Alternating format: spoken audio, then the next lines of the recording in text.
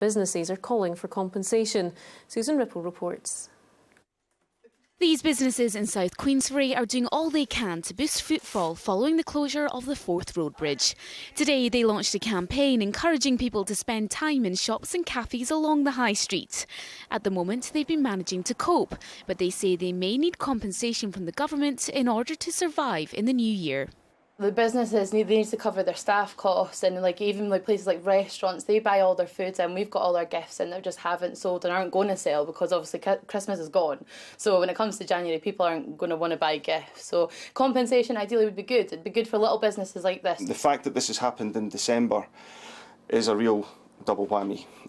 For us to lose this amount of trade because of the lack of bridge would be bad at any time, but in our busiest month it really is quite damaging. Today it was confirmed an inquiry will be launched into the closure of the bridge.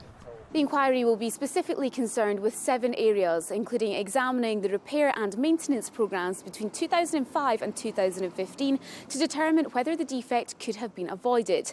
They'll also be considering the levels of budgets and funding available for repair and monitoring during this time. I'm very confident that when the engineers, the independent engineers as well as the engineers that have been working on that bridge for decades, share their information and their expertise with the committee and with the Parliament, therefore the people, it will be shown and it will be proven that Government and Transport Scotland has taken the right decisions and been very effective on this issue. We need to get to the bottom of what went wrong here, whether the cuts to the capital budgets have had an impact on the decisions that have been made, whether the quite, I think, right desire to keep the bridge open and the traffic flowing as long as possible was the right kind of motivation.